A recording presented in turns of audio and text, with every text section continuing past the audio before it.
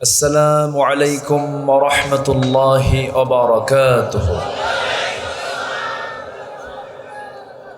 إن الحمد لله الأكرم الذي خلق الإنسان وكرم وعلمه من البيان ما لم يعلم،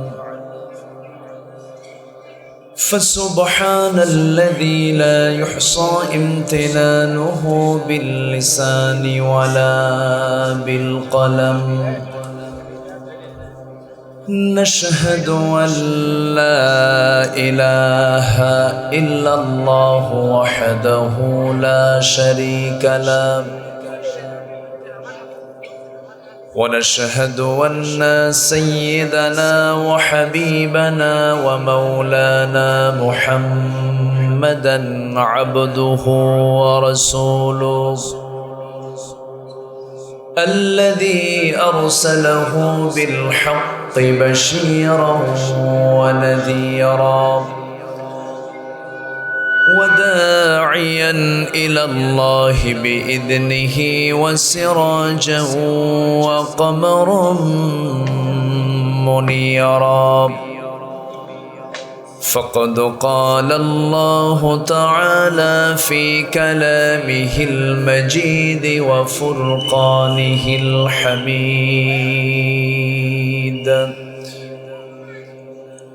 أعوذ بالله من الشيطان الرجيم. بسم الله الرحمن الرحيم. فخلف من بعدهم خلف أضاعوا الصلاة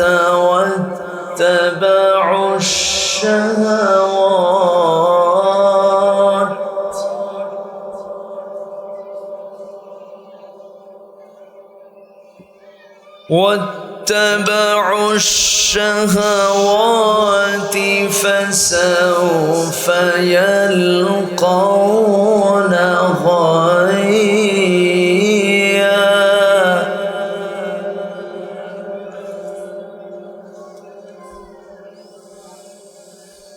إلا من تاب وآمن وعمل صالحا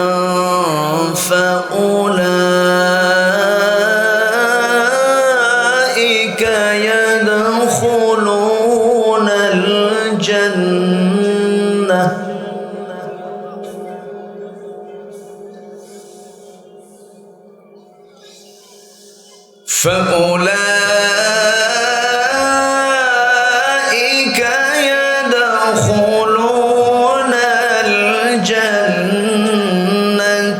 ولا يظلمون شيئا.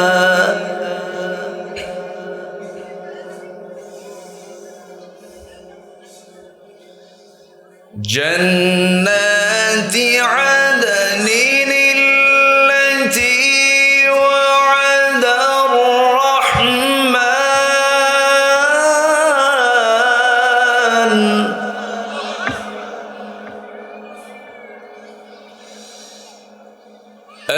التي وعد الرحمن عباده بالغيب إنه كان وعده مأتيا.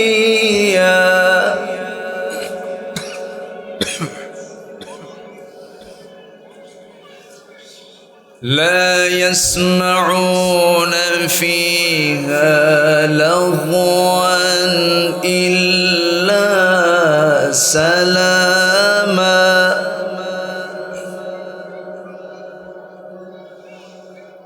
ولهم رزقهم فيها بكرة وعشيا. وعشيا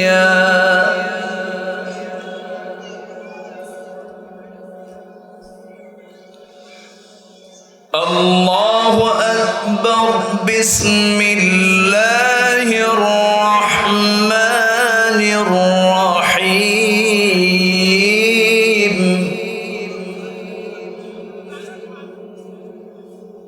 إن الله وملائكته يصلون على النبي يا أيها الذين آمنوا صلوا عليه وسلموا تسليما اللهم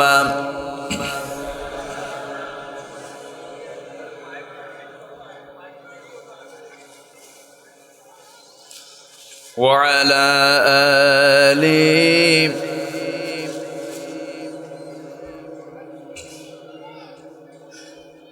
একটু মোহাব্বত দিয়ে নবীর প্রেমে মাতোয়ারা হয়ে জবান খুলে জোরালো কণ্ঠে সবাই বলুন আল্লাহুম্মা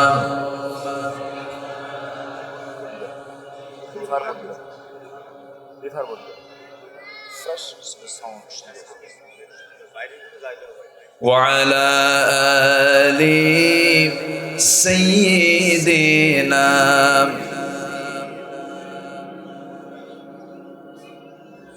তায়েফের কথা ভেবে কাঁদে শুধু দুনয়ন এমন দরদি পেতে কাঁদে মন অনুক্ষণ কাঁদে মন অনুক্ষণ ওহুদে দাঁত হারা আহমদ যখন লৌহ মাখা কিয়ামতে উঠবে তখন জিহাদ না করে কিভাবে দেখাবে তুমি চাঁদ চেহারা রূপে ওয়াতুল আল্লাহুম্মা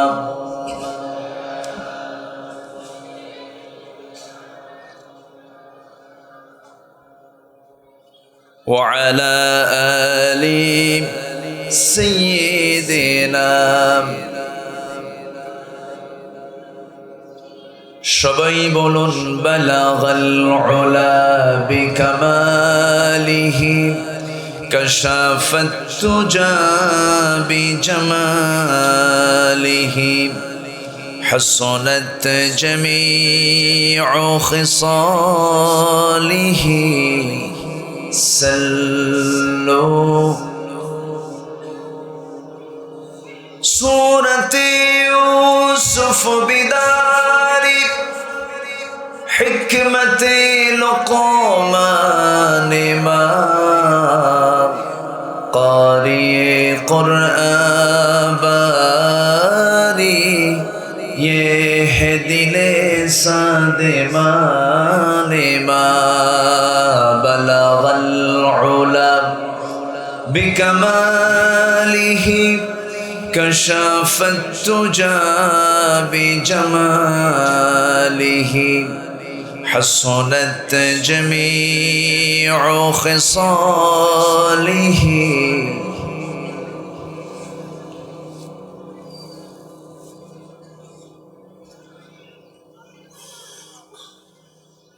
যশোর জেলার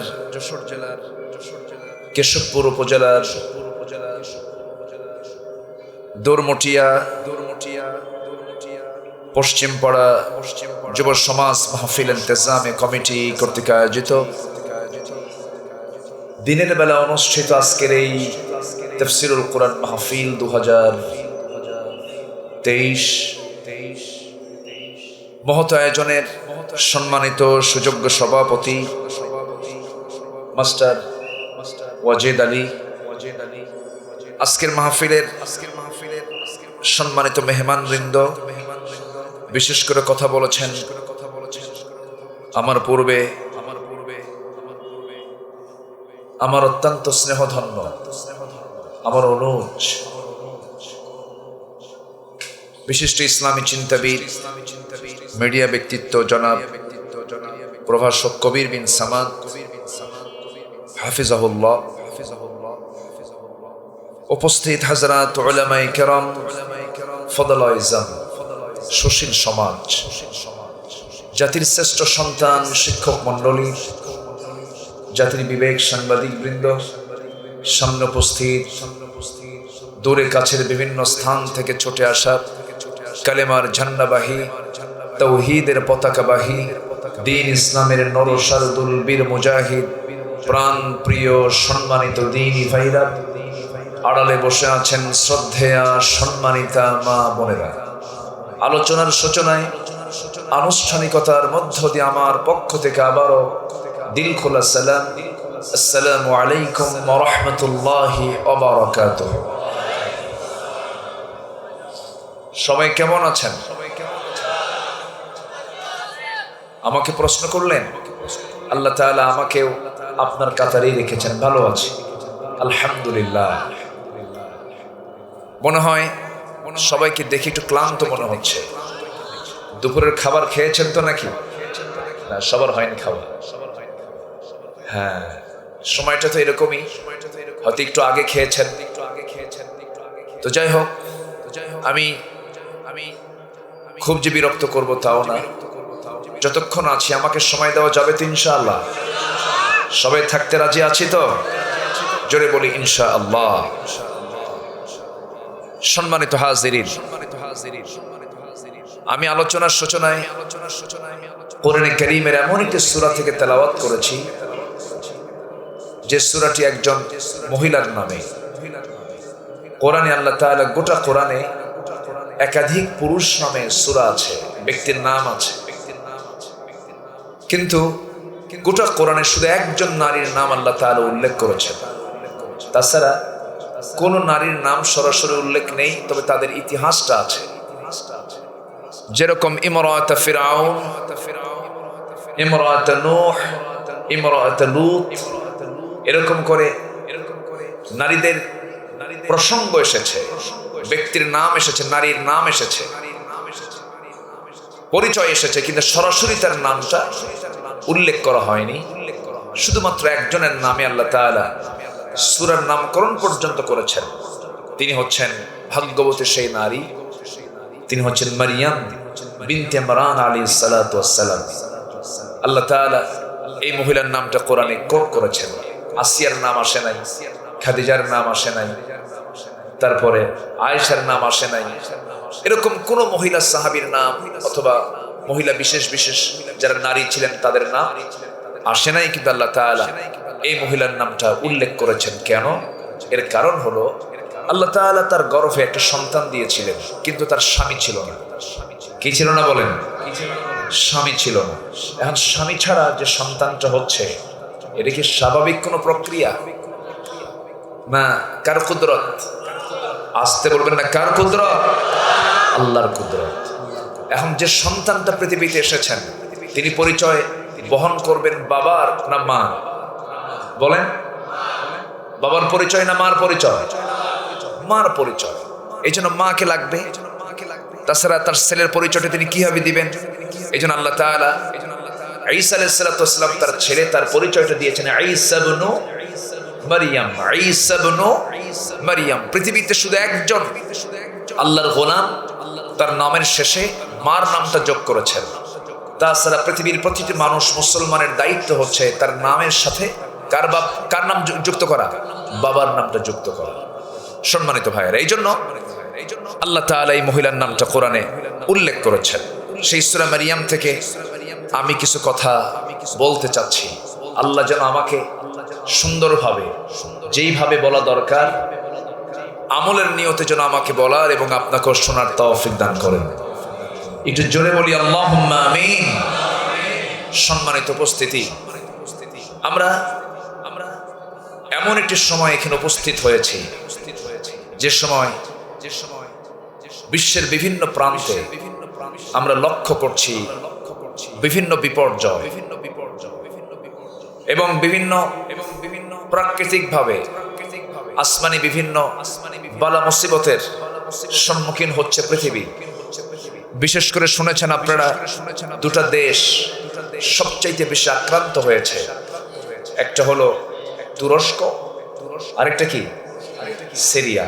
এই দুটা দেশে চরম মাত্রায় এবং দীর্ঘমেয়াদী যে ভূমিকম্পটা হলো, এর ফলশ্রুতিতে হাজার হাজার বাড়িঘর এবং লাশের স্তূপে পরিণত হয়েছে। সরকারি হিসাব অনুযায়ী যে সংখ্যা দেওয়া হয় তার চাইতে মৃত্যুর হার কম হয় না বেশি হয়? বেশি হয়। অনেক প্রাণহানি হয়েছে, অনেকেই দুনিয়া থেকে বিদায় নিয়েছেন। কিন্তু এই যে আল্লাহ তাআলা ভূমিকম্প দিচ্ছেন, জমিনটাকে নাড়ায় ফেলছেন, যখন কিয়ামত হবে তখন কি ভূমিকম্প হবে না? তাহলে এই ভূমিকম্প হবে একদিন চরমভাবে। তার আগাম কিছু ইঙ্গিত আল্লাহ দিচ্ছেন, এর মধ্যে আমাদের শিক্ষা নেওয়ার কিছু আছে না নাই? আসতে বলবেন না, আছে না নাই? ভূমিকম্প হওয়ার কি কারণ? ভূমিকম্পের কারণগুলো কি? বিজ্ঞানীরা প্লেট খোঁজে, জমিনের অবস্থান খুঁজে, ভাবে যে এটা কেমন করে ভূমিকম্পটা আসলো। কিন্তু শরীয়তের দৃষ্টিকোণ থেকে ভূমিকম্প হওয়ার কারণটা কি, গজব নাজিরের কারণগুলো কি, এটা কোরআনে আছে না নাই? হাদিসে আছে না নাই? শুনবো না ইনশাআল্লাহ? আমরা শুনবো, জোরে বলি ইনশাআল্লাহ। সম্মানিত উপস্থিতি, কোরআন এমন একটি কিতাবের নাম, আপনি এখান থেকে দূরে চলে যাবেন, বিপদে পড়ে যাবেন।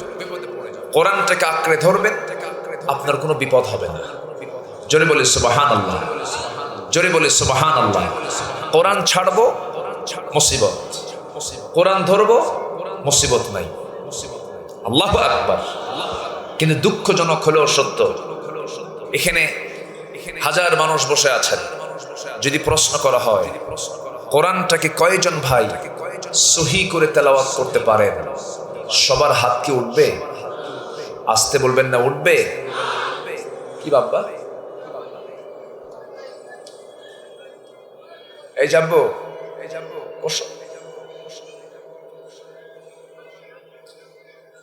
যদি বলা হয় কোরআন সহি করে, যে সূরা ফাতিহা নামাজে না পড়লে নামাজই হবে না, সূরা ফাতিহাটা সহি করে সবাই পড়তে পারেন, সবার কি হাত উঠবে? উঠবে না। কিন্তু দুইয়ে দুইয়ে কত হয়? পাঁচে পাঁচে কত হয়? 10, 10 10 কত হয়? 20। এখানে কি কারো বুঝতে সমস্যা আছে? তাহলে যোগ বিয়োগ, গুণন ভাগ, সংখ্যা, এগুলো আমরা সবাই জানি। কিন্তু জান্নাত পেতে হলে নামাজের দরকার, আর নামাজকে সহি করতে গেলে কোরআনকে কি করা দরকার? সহি করা দরকার।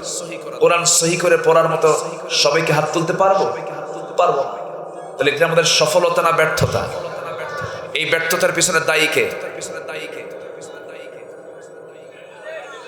বলেন। শুধু নিজ না, ব্যাপার আছে, কথা আছে। আমার কবির ভাই তো খুব গরম মানুষ, তো অনেক লম্বা সময় একদম তেজোদ্দীপ্ত মঞ্চ বানিয়ে ফেলেছিলেন। আমি একটু ঠান্ডা মাথায় কথা বলছি, একটু যেন আপনার সিনাই যেন থেকে যায় কথাগুলো। হ্যাঁ, এত জোরে বলতে হবে তোমার? আচ্ছা আচ্ছা, সম্মানিত ভাইয়েরা, তাহলে যেই তেলাওয়াত না করলে আমার নামাজ হচ্ছে না, সব শেখার আগে 2 2 4 এটা জানার আগে আমাদের কোরআনকে জানার দরকার ছিল না? ছিল কিনা বলেন? আজকে আমার দেশে এমনও শিক্ষিত মানুষ আছে, বিসিএস ক্যাডার, মাস্টার্স ডিগ্রি নিয়েছেন, এমফিল করেছেন, পিএইচডি করেছেন, কিন্তু আমি যদি তাকে প্রশ্ন করি আপনি কি কোরআনটা সহি করে পড়তে পারেন, সূরা ফাতিহা বলেন তো, চুপ থাকে। তাহলে সেই শিক্ষার কোনো মূল্য আছে? আসতে বলবেন না আছে। গতকালকে আমার একটা মাহফিল ছিল দিনের বেলা, সেই মাহফিলটার আয়োজক হচ্ছেন একজন জজ, বিচার করতে বসেন উনি, বিচারক, ডিস্ট্রিক্ট জজ। তিনি আমাকে দাওয়াত দিয়েছিলেন। তিনি আমাকে বলেন, হুজুর শেষ সময়ে এসে নিজে নিজেই পড়াশোনা করি। কি পড়ে? জীবনে তো কোরআন পড়তে পারি নাই। বললাম জজ হয়েছেন কেমন? তাহলে একটা মানুষ এত উচ্চপদস্থ কর্মকর্তা হচ্ছে, বিসিএস ক্যাডার হচ্ছে, কোরআন জানতেছে না, অবশ্যই মূল জায়গায় সমস্যা আছে না নাই? আসতে বলবেন না আছে না নাই?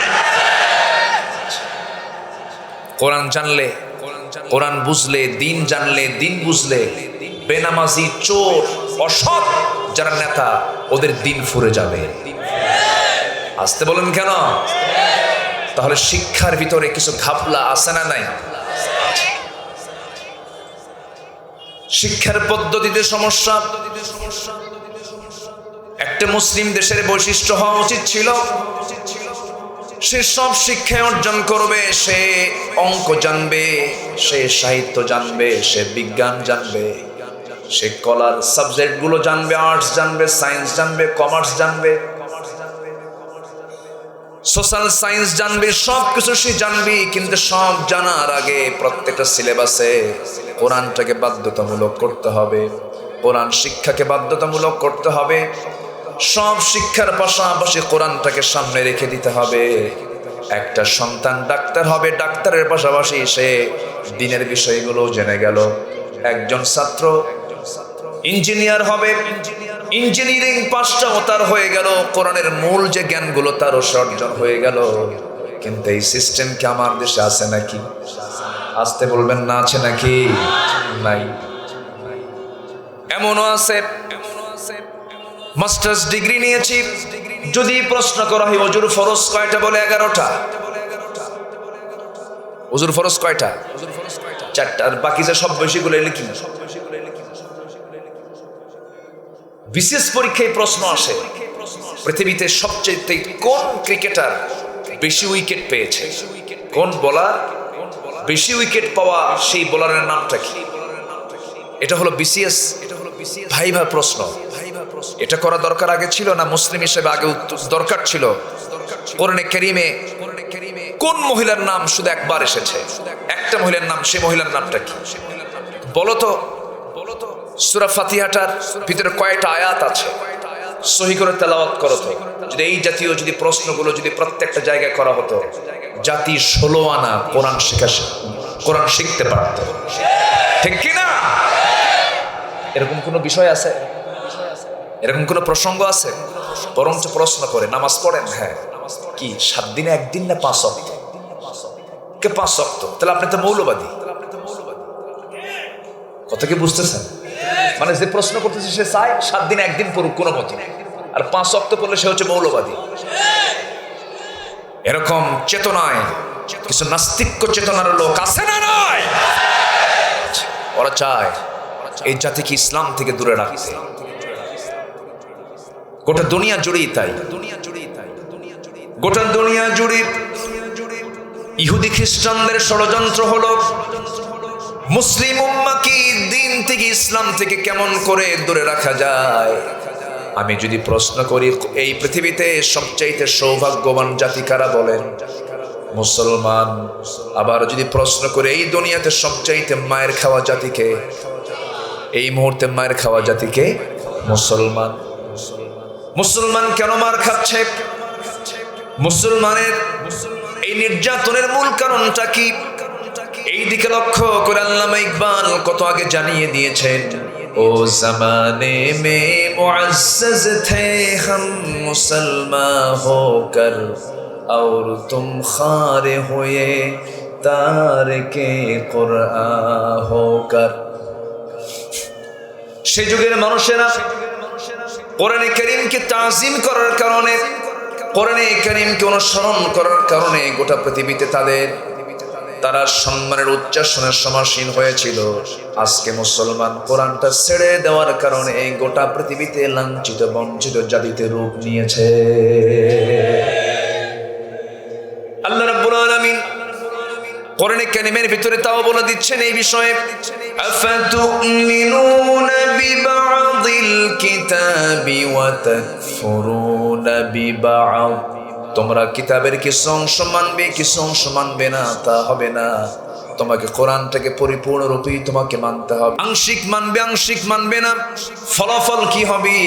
ইল্লা খিজিয়ুন ফিল হায়াতিদ দুনিয়া, দুনিয়ার জিন্দেগিতে লাঞ্ছনা নেমে আসবে, দুনিয়ার জিন্দেগিতে লাঞ্ছিত হয়ে যাবে। ওয়া হুয়া ফিল আখিরাতি মিনাল খাসিরিন, আখিরাতের জিন্দেগিতে ক্ষতিগ্রস্তদের অন্তর্ভুক্ত হয়ে যাবে। এই জন্য আমরা ইসলামটাকে, কোরআনটাকে আমরা আংশিক মানবো না পুরোপুরি মানবো, আংশিক মানবো না পুরোপুরি মানবো। সমাজে দু শ্রেণীর মুসলমান, একটা শ্রেণী কিছু মুসলমান আছে নামাজও পড়ে সুদের কারবারও করে, আছে নাকি? আছে আছে, নামাজও পড়ে, জিনার কাজেও লিপ্ত হয়ে যায়, হারাম কাজেও লিপ্ত হয়ে যায়, নামাজ পড়ে, মানুষের সম্পত্তিও মেরে খায়।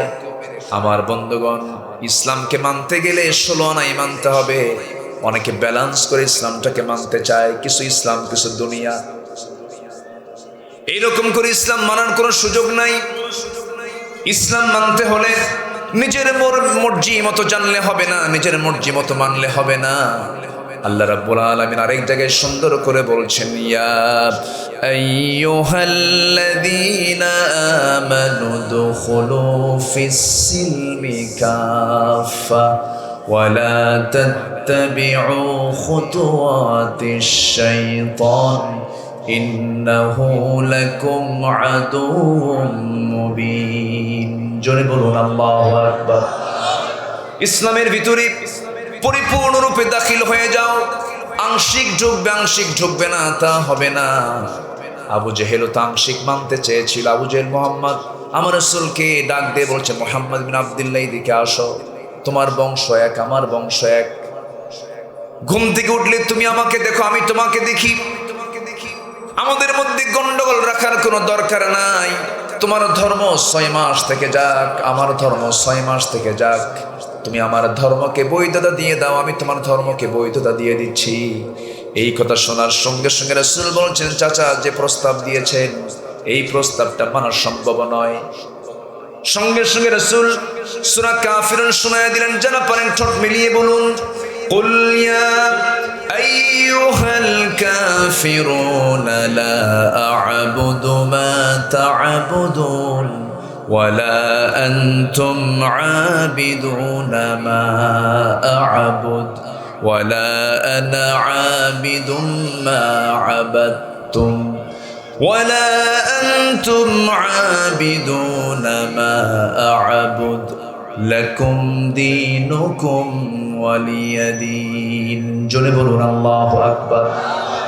তোমরা যারা গোলামি করো আমি তার গোলামি করি না, আমি যারা গোলামি করি তোমরা তার গোলামি করো না। তোমার দিন তোমার কাছে, আমার দিন আমার কাছে। আবু জেহেলের সমাজের বৈশিষ্ট্য ছিল, আবু জেহেল যে সমাজটা পরিচালনা করতে সেই সমাজে সুদ ছিল, মদ ছিল, জেনা ছিল, জুয়া ছিল। এটা তো আমাদের সমাজে নাই। আসতে বলে আছে না নাই? তাহলে মদ, জুয়া, জেনা, সুদ এটা কি মুসলিম সমাজের বৈশিষ্ট্য না আবু জেহেলের সমাজের বৈশিষ্ট্য? তাহলে আমাদের সমাজে এগুলো আছে না নাই? এগুলো কারা চালায় বলেন? এই আচ্ছা, তাহলে আমি যে প্রশ্ন করছি বিরক্ত হচ্ছেন নাকি আপনারা? মদ, জুয়া, জেনা, সুদ এই 4টা কাজ আবু জেহেলের সমাজে প্রচলিত ছিল। আজকের সমাজে এগুলো আছে না নাই? চালাচ্ছে কারা? আবু জেহেলরা। নাম কি আবু জেহেল আছে? ওরা মসজিদে যায় না মাঝে মাঝে? মসজিদে যায় না? যায়। টাকা থাকলে হজেও যায়, মসজিদও বানায়, মাদ্রাসাও বানায়, আবার মদের বোতল নিয়েও বসে থাকে, সুদের কারবারও করে। ওরা ভাবে আল্লাহ খুশি থাক, শয়তানও বেজার না হোক। আছে না নাই বলেন? আচ্ছা, ওই চোরের মতো এক চোর গেছে কোরবানির আগের জুম্মায় মসজিদে নামাজ পড়তে। তো আগের জুম্মায় তো খতিব সাহেব কোরবানি নিয়ে আলোচনা করবেন, তো কোরবানির তাৎপর্য নিয়ে এমন ওয়াজ করছে, চোর মনে মনে চিন্তা করতেছে এত বড় সওয়াব কোরবানির, আমাকে কোরবানি দিতে হবে, প্রয়োজনে চুরি করে হলেও। কথা বলছেন নাই? তো কোরবানির গরু সে চুরি করার জন্য গেছে, চুরি করে আনতেছে। শেষ রাতের দিকে মসজিদের সামনে দিয়ে যায়। ইমাম সাহেব ফজর নামাজ পড়ার জন্য তিনি ওযু বানাবেন, বাইরে বের হয়েছেন, দেখেন যে কে যেন হাতে গরু নিয়ে আসতেছে।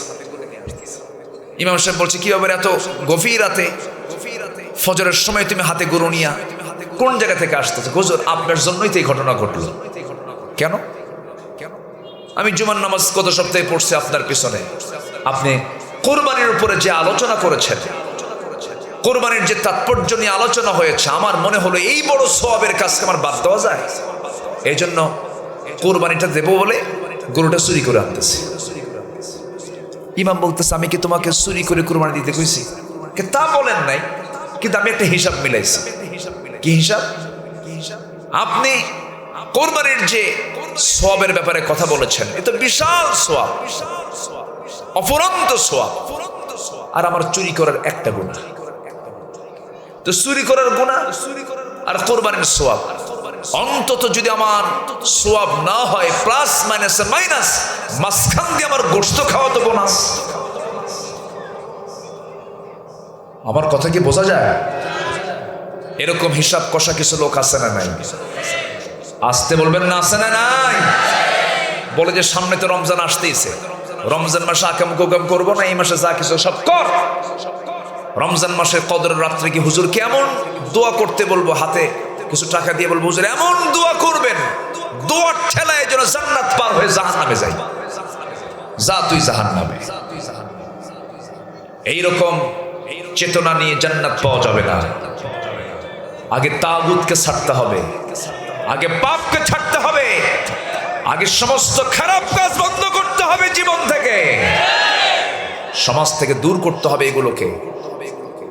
ভালো কাজ করতে গেলে খারাপ কাজের সংমিশ্রণে যাওয়া যাবে না। নামাজ না পড়ে কি জান্নাত পাওয়া যাবে? অনেকে বলে হুজুর নামাজ নাই আমার, কিন্তু ঈমান কি নাই? আছেন এরকম বলে না? এরকম বলার লোক আছে না নাই? যার নামাজ নাই তার কিছু আছে? আসতে বলে তার কিছু আছে নাকি? তার কিচ্ছু নাই। আসুন আয়াতের দিকে আমি চলে যাচ্ছি, অনেক কথা আছে। আজান হবে মাঝখানে, কোনো টেনশন করবেন না। আমরা নির্দিষ্ট সময়ের চাইতে একটু পরে আমরা নামাজ পড়ব। জোরে বলি ইনশাআল্লাহ, জোরে বলি ইনশাআল্লাহ। নিরিবিলি একটা পরিবেশে বসে আছি, আমরা কথাগুলো একটু মনোযোগ দিয়ে শোনার চেষ্টা করছি। তাহলে ঈমান রক্ষা করতে হলে শুধু জিকির আজগার আর নফল নামাজ বেশি পড়লে হবে না, আমাকে গুনাহমুক্ত থাকতে হবে। আমাকে কি মুক্ত থাকতে হবে? গুনাহমুক্ত থাকতে হবে। পাপের কাছে যাওয়া যাবে না, পাপকে বর্জন করতে হবে। আল্লাহ রাব্বুল আলামিন বলছেন, বান্দা আমি তোর জন্য দুইটা রাস্তা খোলা রেখে দিয়েছি, একটা হলো জান্নাত আর একটা হলো জাহান্নাম। তুই কোনটায় যাবি তুই সিদ্ধান্ত নিবি। আমি কারণ আমি তোকে স্বাধীন করে দিয়েছি, আমি তোকে মুক্ত করে দিয়েছি। এই দুনিয়াতে তুই খারাপ কাজ করলেও তোকে কেউ কিছু বলবে না, ভালো কাজ করলেও কেউ তোকে ধরবে না। তবে বান্দা আমি কিন্তু একদিন ধরে ফেলবো। আল্লাহ রাব্বুল আলামিন বলছেন, আমার পরিচয় হলো, সবাই বলেন আলহামদুলিল্লাহি রাব্বিল আলামিন আর রহমানির রহিম মালিকি ইয়াউমিদ্দিন ইয়্যাকা না'বুদু ওয়া ইয়্যাকা নাস্তাঈন। জোরে বলুন আল্লাহু আকবার। আমার আল্লাহর পরিচয় হলো সবচেয়ে বড় পরিচয়। বিচার দিবসের মালিক তিনি হলেন চিফ জাস্টিস, প্রধান বিচারপতি। তার চাইতে বড় বিচারক আর কেউ, আসতে বলবেন না, আর কেউ। তিনি আমার বিচার করবেন। আলাইসাল্লাহু বিআহকামিল হাকিমিন। তিনি আমার বিচার করবেন, তিনি আমার হাকিম। সে আল্লাহ বলছেন, বান্দারে এই দুনিয়াতে যত অপরাধ আছে এর মধ্যে সবচেয়ে বড় অপরাধ হলো যারা নামাজকে নষ্ট করবে। আমার বড় আফসোস হয়, এই দেশে মুসলমান বেশি না কম? কত পার্সেন্ট মুসলমান বলেন তো? 90% মুসলমান। কিন্তু এখন প্রশ্ন করি, যদি নামাজি বেশি না বেনামাজি বেশি? বলেন বলেন। বেনামাজি বেশি। বেনামাজি বেশি, নামাজি কম। এটা কি ভালো লক্ষণ না খারাপ লক্ষণ? খারাপ লক্ষণ।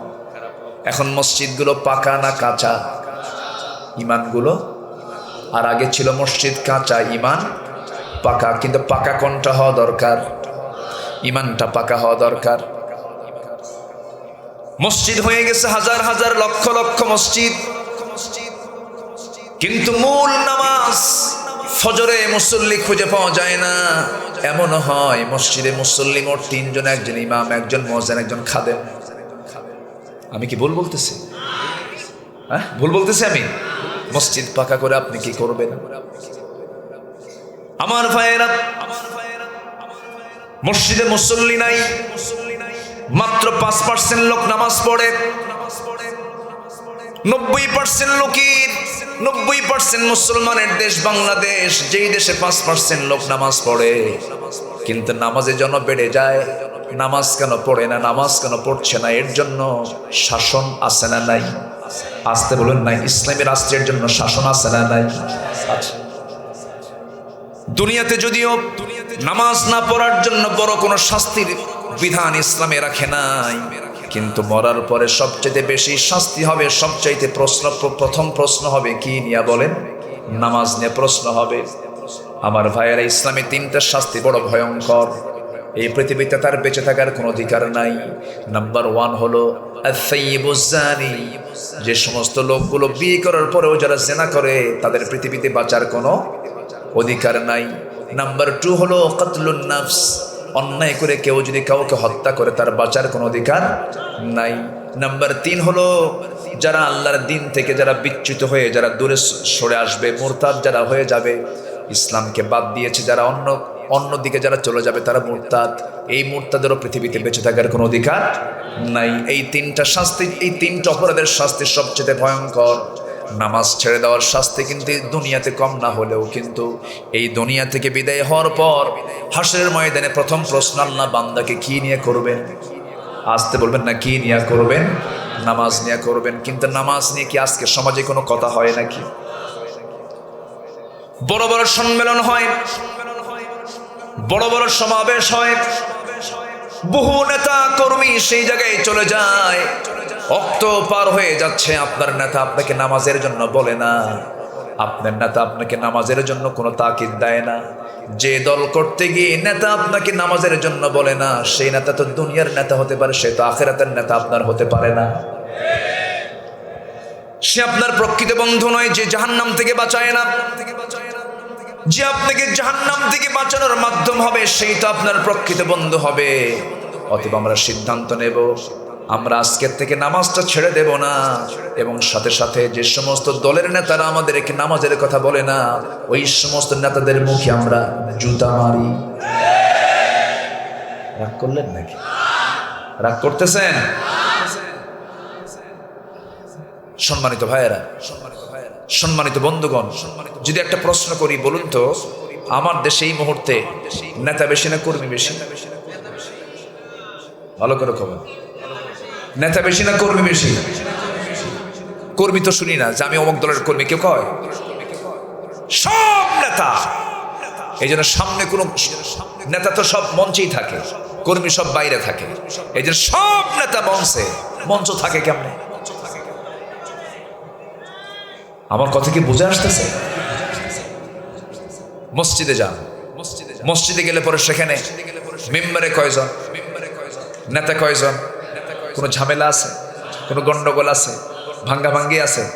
আচ্ছা, ইমাম যিনি নামাজ পড়াচ্ছেন, তার পেছনে সে যত দামি লোকটাই হোক না কেন, ইমাম রুকুতে গেছেন, ওই দামি লোকটা যদি কয় আমার সময় না, আমি সেজদায় গেলাম, কাম হবে? হবে কাম? ইসলাম নেতৃত্ব শিখায়, নামাজ নেতৃত্ব শিখায়। যেই নেতৃত্বে নামাজ নাই, সেই নেতৃত্বে আমরা নাই।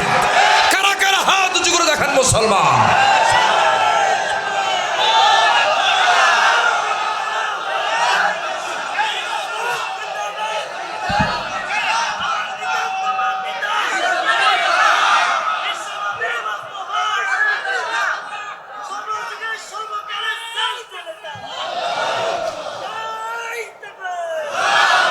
আল্লাহ তুমি কবুল করো, জোরে বলে আমিন, আরো জোরে আমিন।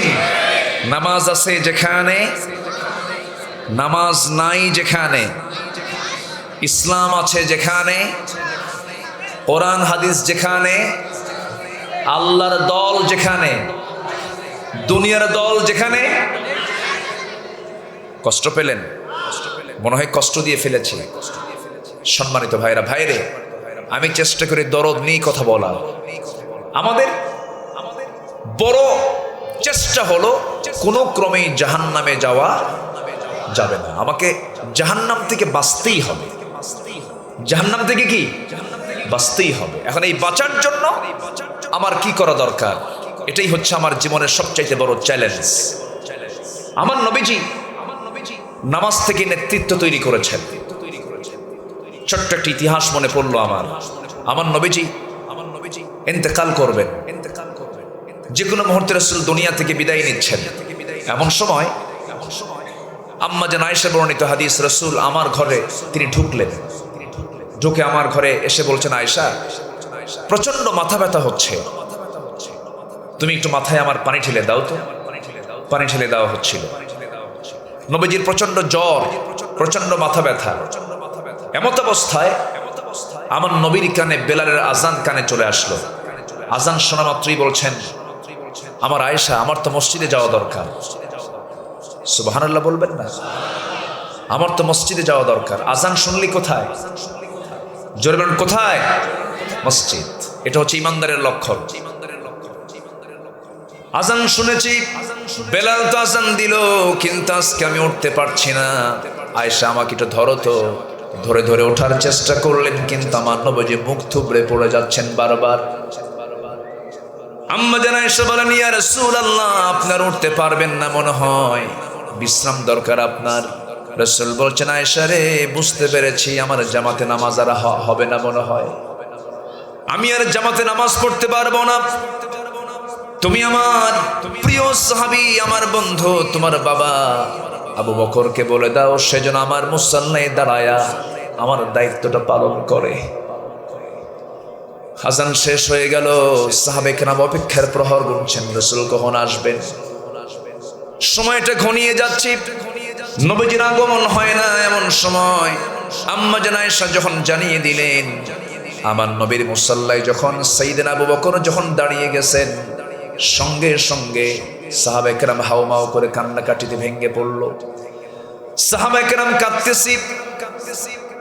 সাহাবে কেরামের কান্নার কারণ হলো, আহারে আমার নবীজি, যার পেছনে সারা জীবন নামাজ পড়লাম, সেই নবীজি আজকে নাই। ইমাম যখন নতুন হয়ে এসেছে, বুঝতে পেরেছি নবীর পেছনে বুঝে আমাদের নামাজের কিসমতে জুটবে না। এই চিন্তা মাথায় নিয়া সাইয়েদনা আবু বকর সিদ্দিক রাদিয়াল্লাহু তাআলা নামাজ পড়াচ্ছেন, কিন্তু তার চোখে পানি টলমল করছে।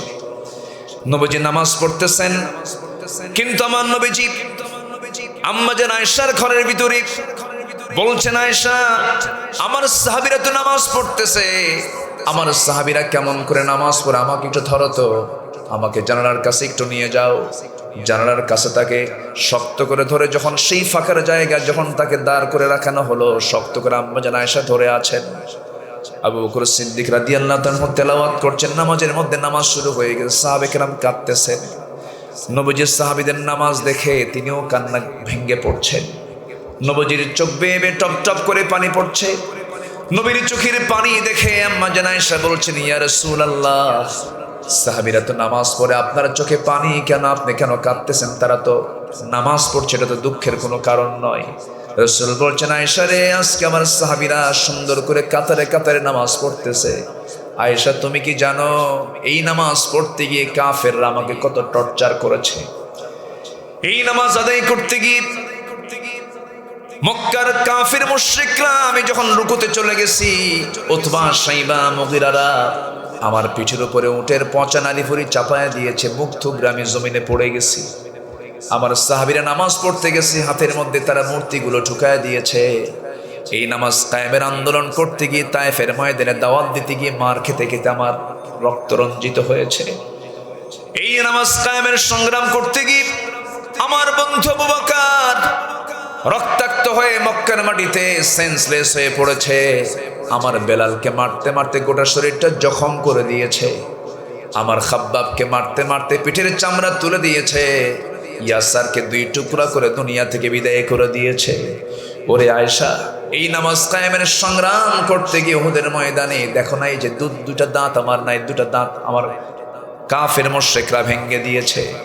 এই নামাজ কায়েমের সংগ্রাম করতে গিয়ে খন্দকের প্রান্তরে কোদাল দিয়ে মাটি খনন করতে গিয়া, পরীক্ষা খনন করতে গিয়া আমার যে কোমরটা কুঁজো হয়েছে, আজ পর্যন্ত আয়েশা আমি কোমর সোজা করে দাঁড়াতে পারি না। এই নামাজ কায়েমের সংগ্রাম করতে গিয়ে এত কষ্ট, এত ত্যাগ স্বীকার করেছে।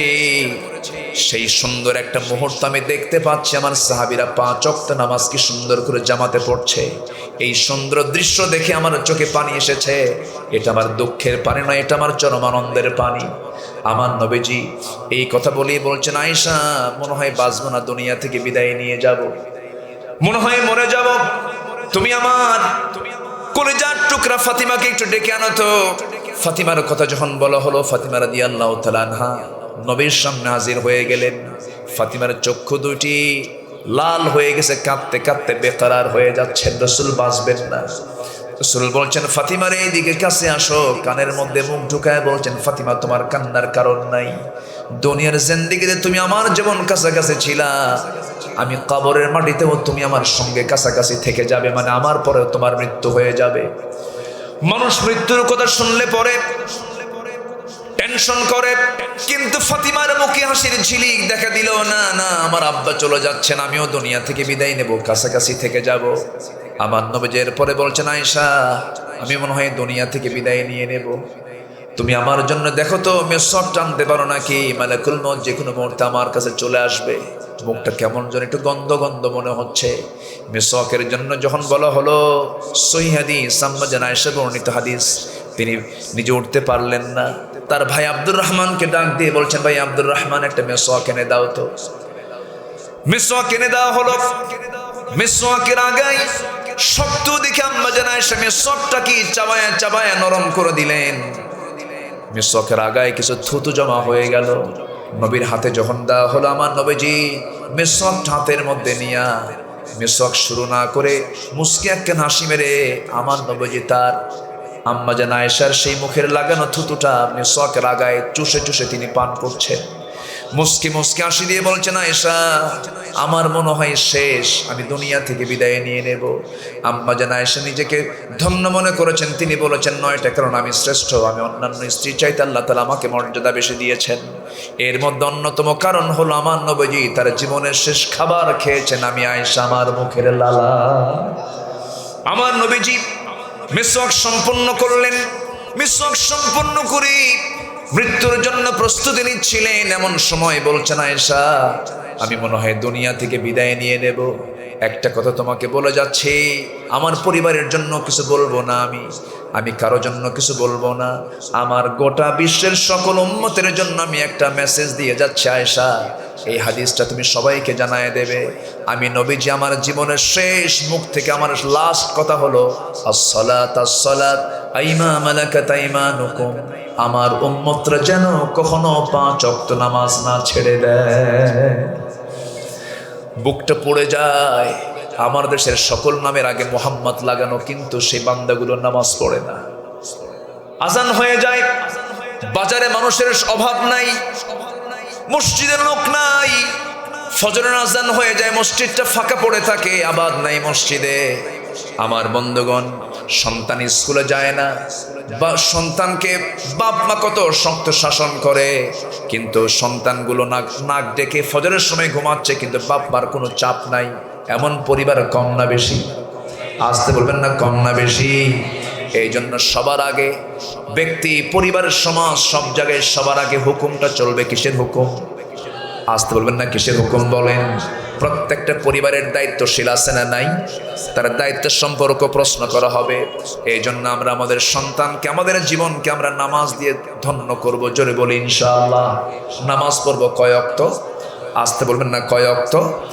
আল্লাহ রাব্বুল আলামিন বলছেন, শোনো, সূরা মারিয়ামের 59 নম্বর আয়াত আল্লাহ রাব্বুল আলামিন বলছেন, বান্দা শোনো, তোমরা যদি এই দুইটা অপরাধ যদি বেশি করে ফেলো, এই দুইটা অপরাধ যদি তোমাদের জীবনে যদি হয়ে যায়, আমি তোমাদেরকে শুধু জাহান্নাম দেব না, জাহান্নামের গর্তের মধ্যে শক্ত করে আমি তোমাকে ঢুকায় রাখবো।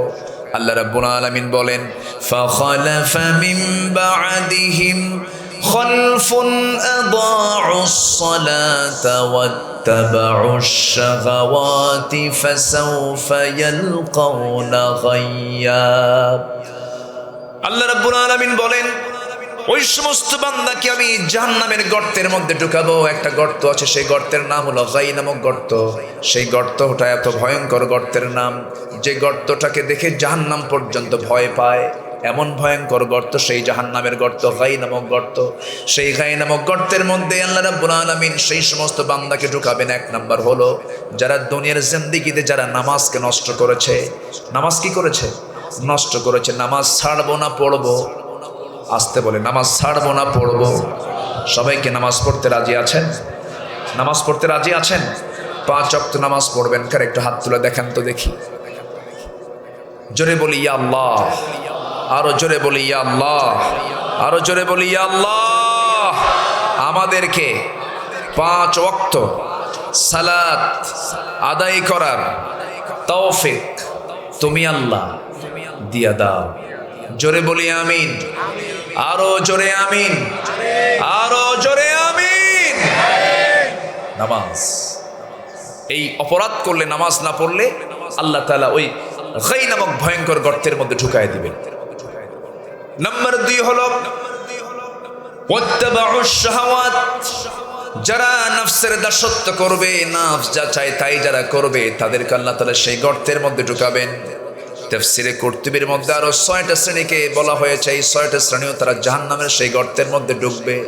নাম্বার 1 হলো যে সমস্ত জিনাকার জিনা করতে করতে পাকা হয়ে গেছে, ও কেউ আল্লাহ তাআলা জাহান্নামের গর্তের মধ্যে ঢুকাবেন। নাম্বার 2 হলো যে মদ্যপায়ী মদ পান করতে করতে মদকে জায়েজ মনে করে, আছে না নাই বলেন? আসতে বলবেন না, আছে না নাই? আছে। নাম্বার 3 হলো যে সুদখোর, সুদের কারবার করতে করতে সুদটাকে জায়েজ মনে করে, সুদের কারবার করতে করতে পাকা সুদখোর হয়ে গেছে। নাম্বার 4 হলো যে সন্তান পিতামাতার প্রতি সুন্দর আচরণ করে না, তাদের খেয়াল রাখে না, এমন সন্তান তো বাংলার জমিনে নাই। বসেন, আজান হয়েছে মনে হয় না? দেরি আছে তো নড়াচড়া করছেন কেন? বসে নাই যে, ওঠে কেন? কি করব? চালাবো চালাবো চালাবো, কাউকে উঠতে দিবেন, কাউকে উঠতে দিবেন না।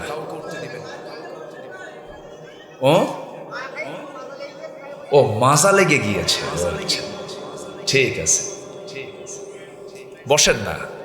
কত সময় তো চলে যায়। একটা বিষয় বলি আপনাকে, সেটা হলো মাহফিলে বসে যদি আপনি মজা না পান, সেজদা দিয়ে যদি আপনি তৃপ্তি না পান, কোরআন তেলাওয়াত করে যদি আপনার ভিতরে যদি ভালো না লাগে, আল্লাহর নাম নিতে যদি আপনার কাছে বিরক্ত মনে হয়, তাহলে ভাবতে হবে বড় করে শয়তান আপনাকে, আপনার নফসকে আসর করছে, ঠিক কি না? এত হাজার হাজার মানুষ পাবেন কোথায়? শেষে একটা দোয়া হবে। ভূমিকম্পের কারণ তো বলেই নাই, বলছি একটু মিলাই দেই। একটা ওয়াজ শুরু থেকে শেষ পর্যন্ত মনোযোগ দিয়ে শুনতে হবে। শ্রোতা হতে হবে লাস্ট ক্লাস না first class? First class. First class শ্রোতার বৈশিষ্ট্য হলো শুরু থেকে শেষ পর্যন্ত ক্লাসে থাকা। আলহামদুলিল্লাহ বলেন, থাকেন। এই যে ইনি তো মাস্টার মানুষ, শুনি বোঝেন, একটু বসেন। সম্মানিত ভাইয়েরা, জাহান্নাম কি কেউ পেতে চাই? তাহলে কি পেতে চাই বলেন? কি পেতে চাই বলেন? জান্নাতটা কত দূরে আছে? হ্যাঁ, কাছাকাছি। তাহলে কেমনে যাবেন? বলেন, প্রশ্ন করে ফেললাম। জান্নাতটা কাছে না তো? জান্নাত হচ্ছে আল্লাহর ঘরের সাথে। জোরে বলে সুবহানাল্লাহ। আল্লাহর ঘর কি এই পাড়া ওই পাড়া? আল্লাহর ঘরে গিয়েছিলেন, আল্লাহর আরশ আজিমে গিয়েছেন একজন মানুষ, তিনি হচ্ছেন মুহাম্মদ সাল্লাল্লাহু। পৃথিবীর কোন বিমানে চড়ে? কার ফ্লাইটে? আসতে কার ফ্লাইটে? তাহলে জান্নাতে যেতে হবে কার ফ্লাইটে চড়ে? আল্লাহর ফ্লাইটে চড়ে। ইল্লিনে যেতে হবে অথবা সিজ্জিনে যেতে হবে। সিজ্জিনে যাব না, আমরা ইল্লিনে যাব। জোরে বলি আল্লাহু আকবার। সেই জান্নাত যারা চেয়েছেন তারা পেয়েছেন। চেয়েছিলেন আসিয়া আলাইহিস সালাতু ওয়াস সালাম, কিভাবে পেয়েছেন? এমনি এমনি পান নাই। তাদের ত্যাগ কি, তাদের সাধনা কি? আমরা ভাবি ঠাকঠুক মেরে কয়েকটা সেজদা দেব, রমজান মাসে রোজা রাখবো, টাকা আছে হজে যাব, এই একটু মসজিদ মাদ্রাসা বানায় দিয়া আল্লাহ মানে জান্নাত না দিয়ে যাবে কোথায়? এরকম কিছু লোক আছে না নাই? দেখেন জান্নাত কেমনে পাইতে হয়। মারিয়ামের নাম নিয়েছে, আরেকজন মহিলার নাম একটু নিচ্ছে, আসিয়া নাম। কি নাম? আসিয়া। কার বউ? বলুন কার বউ? দেখেন ফেরাউনের ঘরে থেকে তার ঈমান আছে না নাই? আছে। আর আজকে ফেরাউন না, শহীদুল ইসলামের ঘরে থেকেও ঈমান নাই, আছে না নাই? আচ্ছা, ফেরাউনের ঘরে থেকে তিনি ঈমানটাকে মজবুত রেখেছেন, ইসলাম কবুল করলেন। ফেরাউন বলল, আসিয়া শুনলাম তুমি নাকি মুসার দিন গ্রহণ করেছো। সঙ্গে সঙ্গে আসিয়া আলাইহিস সালাতু ওয়াস সালাম বলছেন, আমার স্বামী আপনি আমাকে যে কথাটা বললেন এটা ভুল কথা। মুসার দিন বলতে কোনো দিন না, দিন কোনো ব্যক্তির নয়, দিনটা কার? আল্লাহর। আমি আল্লাহর দিনটা গ্রহণ করে নিয়েছি। আপনি আমার স্বামী হন, আমি আপনার স্ত্রী হই। আমার যৌবন আপনার কাছে, আপনার যৌবন আমার কাছে। আপনি আমাকে ভালোবাসেন, আমি আপনাকে ভালোবাসি। সংসার জীবন গড়ে তুলেছি আমরা, আমি আপনার ভালোই চাবো, আমি আপনার আখিরাতটা ভালো চাই। এই জন্য আমি আপনাকে দাওয়াত দিচ্ছি, আপনি আল্লাহর দিনটা গ্রহণ করুন। ফেরাউন বলছে, আসিয়া শেষ পর্যন্ত তুমি মুসার দলেই চলে গেলে। আসিয়া বলছেন, মুসার দল বলতে কোনো দল নাই, আমি দল করি আল্লাহ তাআলার। যেরকম সুবহানাল্লাহ। মুসা হচ্ছেন আল্লাহর প্রেরিত পয়গম্বর, আমি তাকে নবী হিসেবে বিশ্বাস করে নিয়েছি, আল্লাহকে রব বানিয়েছি, এর বাইরে আর কোনো কিছুই করতে যাব না। সঙ্গে সঙ্গে ফেরাউন বলছে, আসিয়া শোনো, আমি তোমাকে একটা শক্ত কথা বলে দিচ্ছি। তুমি কি জানো এই গ্রহণটা করার কারণে, তুমি দিনটা মেনে নেওয়ার কারণে তোমার কি হতে পারে?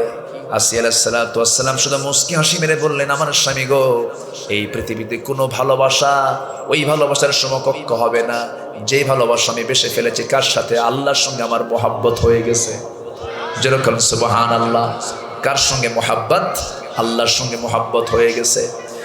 ফেরাউন বলছে, আসিয়া শোনো, আমি কিন্তু তোমাকে দুনিয়া থেকে বিদায় করে দেব।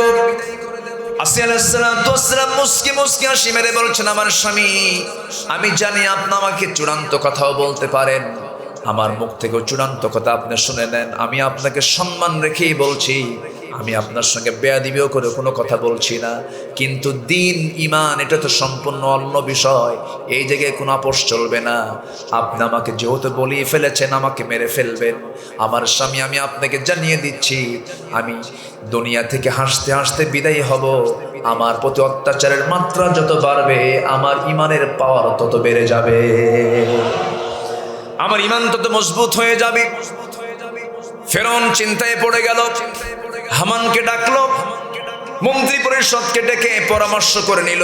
হামান বলে ফেললো, বুকের শত্রু বড় শত্রু, ঘরের শত্রু বড় শত্রু, এই শত্রু তোমার বড় ক্ষতির কারণ হয়ে যেতে পারে, একে দুনিয়া থেকে বিদায় করে দাও। চূড়ান্ত আকার আইন পাশ হলো, জল্লাদ রেডি হয়ে গেল। আসিয়া আলাইহিস সালাতু ওয়াস সালামকে দুনিয়া থেকে বিদায় করে দেওয়া হবে। একটা প্রশ্ন আমি আপনাদেরকে করতে চাই, ফেরাউনের বউ মানে ওই গোটা দেশের মধ্যে সেকেন্ড মানুষটাই হচ্ছে আসিয়া, ফার্স্ট লেডি, সামাজিক মর্যাদা, এরপরে তার সমস্ত স্ট্যাটাস, সব দিক থেকে আসিয়া ছিলেন সবার ঊর্ধ্বে। ফেরাউনের পরেই তার স্থান। কিন্তু আসিয়া আলাইহিস সালাতু ওয়াস সালাম সমস্ত দুনিয়ার মান মর্যাদা সবগুলোকে মাইনাস করে তিনি খুঁজে নিলেন জাহান্নাম না জান্নাত, জাহান্নাম না জান্নাত।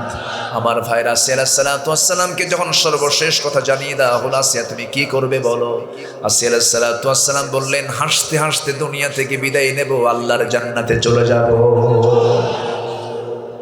জল্লাদ সামনে দাঁড়ায় গেল, জল্লাদ সামনে দাঁড়িয়ে গিয়ে সর্বশেষ বলতেছে, আসিয়া এখনো সময় আছে, তুমি কি করবে বলো?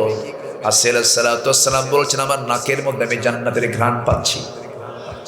হাত দুইটা উঁচু করলেন, আল্লাহর সঙ্গে তারা কি দিদার করেছেন, সুন্দর করে দুটো হাত তুললেন, একটা দোয়া করলেন। সেই দোয়াটা আল্লাহর খুব পছন্দ হয়েছে। সেই পছন্দের কারণে তাওরাত কিতাব ছিল তার কিতাব, কিন্তু আসিয়ার দোয়াটা স্থান পেয়েছে কোরআনে কারীমের মধ্যে। আমাদেরকে শেখানোর জন্য আমরা যেন ওইভাবে দোয়াটা করি, আমরা যেন এরকমভাবে যেন জান্নাতটা কামনা করি। আসিয়া আলাইহিস সালাতু ওয়াস সালাম কি দোয়াটা করলেন? আসিয়া আলাইহিস সালাতু ওয়াস সালাম সেই দোয়াটা করলেন যে দোয়া কোরআনে আল্লাহ তাআলা উল্লেখ করেছেন, সেম হুবহু তার কথাটি কোরআনে তুলে ধরেছেন। তিনি দোয়া করছেন কি, রব্বি বিনিলি ইনদাকা বাইতান ফিল জান্নাতি ওয়া নাজ্জিনি মিন ফিরআউনা ওয়া আমালিহি। আল্লাহ তাআলা তুমি আমার জন্য বানিয়ে দাও, রব্বি বিনিলি আমার জন্য বানিয়ে দাও, ইনদাকা তোমার কাছে, বাইতান একটা ঘর, ফিল জান্নাত জান্নাতের মধ্যে, জান্নাতের মধ্যে একটা ঘর শুধু তুমি আমাকে বানিয়ে দিবা, কিন্তু সেই ঘরটা যেন হয় ইনদাকা তোমার কাছে, তোমার ঘরের দেওয়ালের সাথে। একটু আসতে বলেন সুবহানাল্লাহ। তাহলে জান্নাতটা কোথায়, কার ঘরের সাথে? কার ঘরের সাথে? আল্লাহর ঘরের সাথেই জান্নাত। সেই জান্নাতটা পেতে হলে মেহনত করতে হবে। ঠাকঠুক মেরে কয়েকটা সেজদা দিলাম পাবো না জান্নাত। সর্বনিম্ন যে জান্নাতটা হবে, একজন ব্যক্তিকে সর্বনিম্ন যে জান্নাত দেওয়া হবে, 10টা পৃথিবীর মতো একটা জান্নাত। ছোট হয়ে গেছে? ছোট হয়ে গেছে নাকি? একটু জোরে বলেন না সুবহানাল্লাহ। কয়টা পৃথিবী? এই পৃথিবীতে দেশের সংখ্যা হলো 228টা। 228টা দেশ, 228টি দেশের সমন্বয়ে গোটা পৃথিবী। এর মধ্যে সুপার পাওয়ার আমেরিকা আছে, ভ্লাদিমির পুতিনের রাশিয়া আছে, দমোদর দাস নরেন্দ্র মোদীর ভারত আছে। এইরকম করে গোটা দুনিয়া, 228টি দেশ নিয়ে একটা দুনিয়া, 50 কোটি 10 লক্ষ বর্গ মাইলের এই দুনিয়া। এইরকম একটা দুনিয়া নয়, 10টা দুনিয়ার সমান একটা জান্নাত একজন বান্দাকে দেওয়া হবে। তাহলে আল্লাহর জায়গা কি আছে? আসতে বলে আল্লাহর জায়গা আছে না নাই? একটু একটু মাথা খাটান। যে জায়গায় বসে আছে এই জায়গা থেকে সোজা দেখতে পাচ্ছি আকাশ, খোলা আকাশ। আমরা বসে আছি এই বিশাল আকাশ, এর মাঝে একটা সূর্য এখন ঢলে ঢলে পড়ছে, অস্তমিত হয়ে যাবে। কিন্তু আসলে কি সূর্য হেরে যায় না থেকেই যায়?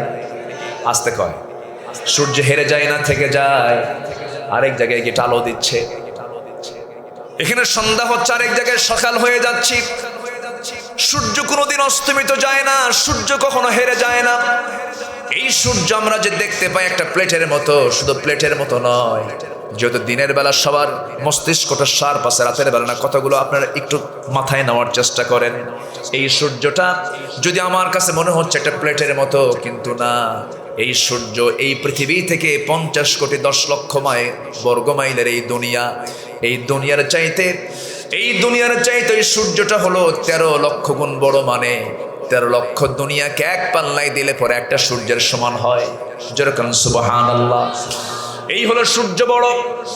আবার রাতের বেলা চাঁদ দেখি আমরা, ওই চাঁদের পিছনে কিছু তারকা দেখতে পাই। সেই তারকাগুলো সূর্যের চাইতে ছোট না বড়? যদি জোনাকির মতো দেখা যায়, কিন্তু জোনাকির মতো নয়, অনেক বড়। ব্যাটেল জুইস নামে একটা তারকা আছে, ব্যাটেল জুইস। বিজ্ঞানীরা বলতেছে ব্যাটেল জুইস তারকাটা ওই সূর্যের চাইতে 33 কোটি গুণ বড়। কত কোটি? কত কোটি বলেন? 33 কোটি গুণ বড়। এইরকম করে মহাশূন্যে অসংখ্য তারকা রেখে দিয়েছেন। এক একটা গ্যালাক্সির ভিতরে আল্লাহ রাব্বুল আলামিন 50 বিলিয়ন তারকা রেখে দিয়েছেন। 50 বিলিয়ন মানে 1 বিলিয়ন সমান 100 কোটি। 50 বিলিয়ন তারকা একটা গ্যালাক্সির মধ্যে আছে। কোটি কোটি গ্যালাক্সি মহাশূন্যে আছে। যেরকম সুবহানাল্লাহ। সুপারনোভা ড্রাফ, এরপরে হলো প্রক্সিমা সেন্ট্রাই। এই সমস্ত তারকাগুলো মহাশূন্যে সব ঝুলায় রেখেছেন।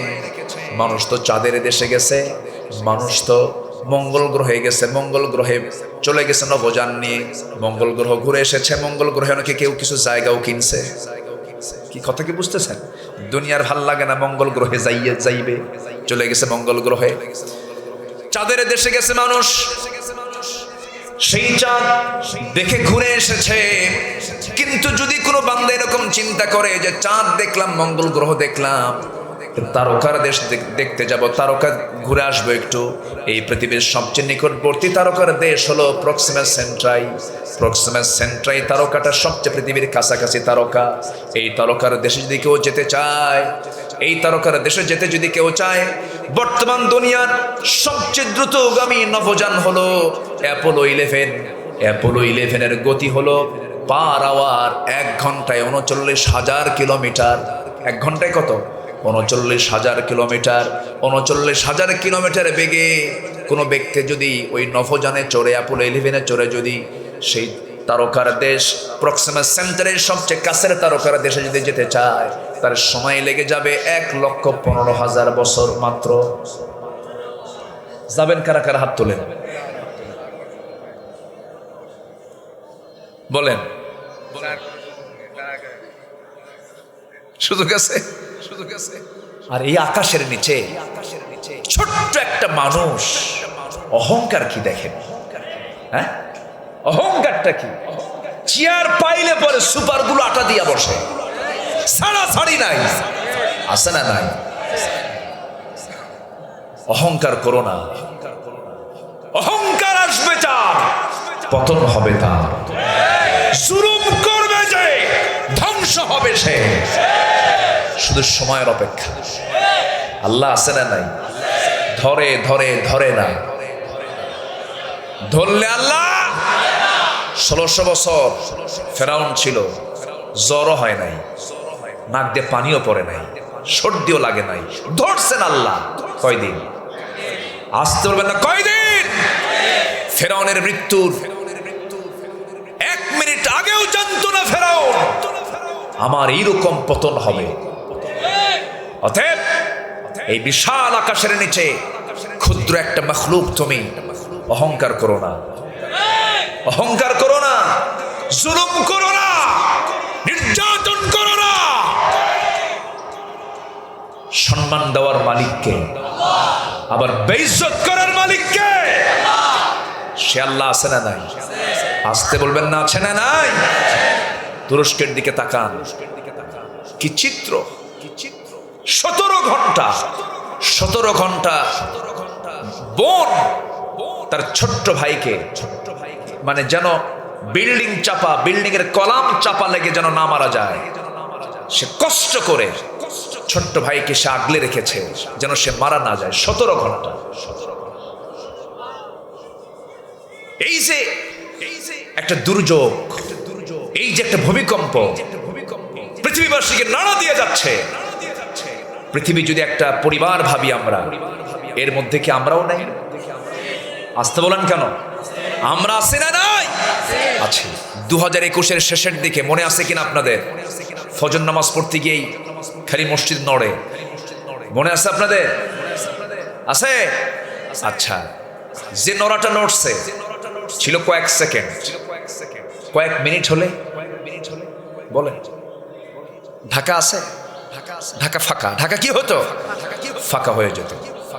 অতএব এই জমিনকে সকল প্রকার গজব থেকে নিরাপদে রাখার জন্য আমি মনে করি প্রত্যেক নেতৃবৃন্দকে এই কাজে এগিয়ে আসতে হবে।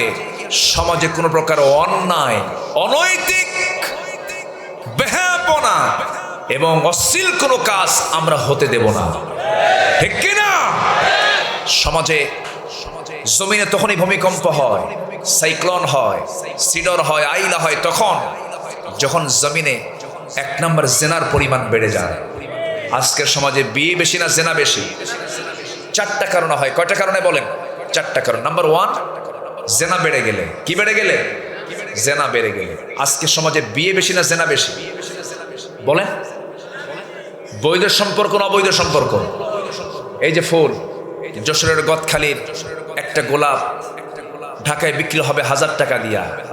এই ফুলটা কে কাকে দেবে? মগা মগিকে দেবে, টোনা টনিকে দেবে। বলেন এই কাজগুলো কি চলছে আড়ালে না প্রকাশ্যে? বলেন আড়ালে না প্রকাশ্যে চলছে? প্রকাশ্যে চলছে। একটা ছেলে একটা মেয়ের সঙ্গে বসে আছে, একটা ছেলে একটা মেয়ে পাশাপাশি বসে গল্প করছে, এমনকি মেয়ের উরুতে মাথা রেখে পবিত্র অঙ্গন ক্যাম্পাসের সামনে ঘন্টার পরে ঘন্টা গল্প করে, প্রশাসন দাঁড়িয়ে থেকে মুস্কি মুস্কি হাসে আর বলে ভালো করে করে। আমি কি ভুল বলছি? আমি কি ভুল বলছি?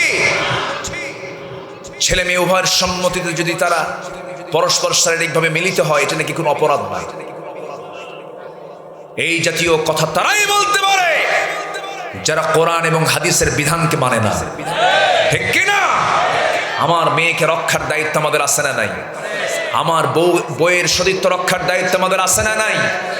14ই ফেব্রুয়ারি কোনো ভালোবাসা দিবস নয়, এটা বিশ্ব লুচ্চা দিবস, বেহায়া দিবস, নোংরা দিবস। মুসলমানদের ভালোবাসা নির্দিষ্ট দিনক্ষণ নয়, মুসলমানদের ভালোবাসা 24 ঘন্টার প্রত্যেকটা সেকেন্ডই ভালোবাসা। বলি আলহামদুলিল্লাহ, আমরা ভালোবাসা নিয়ে জন্ম নিয়েছি। কি নিয়ে জন্ম নিয়েছি? ভালোবাসা নিয়ে। কষ্ট পাচ্ছেন? সম্মানিত ভাইয়েরা, নাম্বার 2 হলো ভূমিকম্প হওয়ার কারণ কি? গজব নাজিরের 2 নম্বর কারণ হলো যখন সমাজে মদ অ্যাভেলেবেল হয়ে যাবে। এই খুলনার ভিতরেই একটা কোম্পানি দর্শনার দিকে মদের ফ্যাক্টরি আছে। এবছর মাশাআল্লাহ 700 কোটি টাকা লাভ হয়েছে, মদ বেচে। খুব ভালো লক্ষণ না? আচ্ছা, রাগ করতেছেন আপনারা? তাহলে মদ্যপান করা কি? মদের ব্যবসা করা কি? মদের কারবার করা কি? মদের লাইসেন্স নেওয়া কি? তাহলে আমার দেশে এগুলো আছে না নাই? আচ্ছা, আমরা কি এগুলো করতে যাব? এগুলো করতে যায় যারা, তাদেরকে বাধা দেওয়ার দরকার আছে না নাই? আচ্ছা, কে মুসলমান কে মুনাফিক এটা চেনার জন্য সহজ সূত্র জানিয়ে নেন। কে মুসলমান কে মুনাফিক সহজ সূত্র হলো, আপনি আজকে মদের বিরুদ্ধে কথা বলেন, সুদের বিরুদ্ধে কথা বলেন, জেনার বিরুদ্ধে কথা বলেন, জুয়ার বিরুদ্ধে কথা বলেন, বহুত দাড়িওয়ালা টুপিওয়ালা বুজুর্গ দেখতে বুজুর্গই দেখা যায়, এই সমস্ত লোকগুলো আপনার সামনে লাঠি নিয়ে দাঁড়ায় যাবে, ঠিক কিনা? দাঁড়ায় যাবে। নাম্বার 3 হলো, 1 নম্বর হলো যখন সমাজে যখন জেনা বেড়ে যাবে। নাম্বার 2 হলো মদের কারবার যখন বেড়ে যাবে, মদ্য সেবন যখন বেড়ে যাবে। নাম্বার 3 যখন সমাজে সুদের কারবারটা বেড়ে যাবে। সুদ আছে না নাই? আসতে বলবেন না, সুদ আছে না নাই? আছে। নাম্বার 4 হলো সমাজে যখন জুয়ার কারবারটা বেড়ে যাবে। আল্লাহ তাআলা আজ থেকে কত আগেই জানিয়ে দিয়েছেন, ইন্নামাল খামরু ওয়াল মাইসিরু ওয়াল আনসাবু ওয়াল আজলামু রিজসুম মিন আমালিশ শাইতান ফাজতানিবু। মদ জুয়া সব আল্লাহর কাম না শয়তানের কাম? মিন আমালিশ শাইতান, আল্লাহর নির্দেশ নাকি এটা? শয়তানের নির্দেশ। এই সমস্ত কাজে আমরা যাব না। জোরে বলি ইনশাআল্লাহ, আরো জোরে বলি ইনশাআল্লাহ। আসিয়ার কথা বলছিলাম আমরা, মনে আছে কিনা জানি না। আসিয়া আলাইহিস সালাতু ওয়াস সালাম শেষ পর্যন্ত দুনিয়া থেকে বিদায় নিয়ে এটাই বুঝাইয়া দিলেন, ও দুনিয়ার মানুষ, ইমানের পথে টিকে থাকতে গেলে, আল্লাহর জান্নাত কামাই করতে গেলে হাসি মুখে এমন করে দুনিয়া থেকে বিদায় নিতে হয়। আমরা সব বিসর্জন দেব, কিন্তু ইমান থেকে আমরা কখনো ছেড়ে দিতে পারবো না। নামাজ পড়বেন তো সবাই? সবাই নামাজ পড়তে রাজি আছেন তো?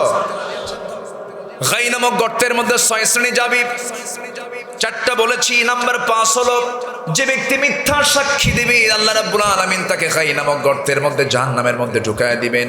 নাম্বার 6 হলো যে নারী অপর সন্তানকে নিজের স্বামীর সন্তান বলে চালায়া দেয়, অর্থাৎ অবৈধ জেনার ফলে যে সন্তানগুলো আসে, এই সমস্ত মহিলাদেরকে আল্লাহ রাব্বুল আলামিন সেই জাহান্নামের গাই নামক গর্তের মধ্যে ঢুকাবেন।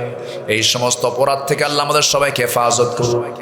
জোরে বলি আমিন, আরো জোরে আমিন। আমি আর সময়টাকে বাড়াবো না, কারণ আসরের দিকটা আছে, আমরা শেষ করব। কিন্তু আমি আমার দিকে একটু তাকান, মেহেরবানি করে একটু বসুন, একসঙ্গে দোয়া করে যাই। দোয়া করার দরকার আছে না? না আছে কিনা বলেন? একটু বসেন, আমরা একসঙ্গে দোয়া করবো। তার আগ দিয়ে যুব সমাজ তার একটা আয়োজন করেছে। এই আয়োজনে আপনারা মনে হয় বেজার হয়েছেন নাকি? খুশি হয়েছেন তো? আচ্ছা, এই মাহফিলের উপরে আপনারা রাজি আছেন কারা কারা? সন্তুষ্ট আছেন কারা? হাত উঁচু করে দেখান তো দেখি।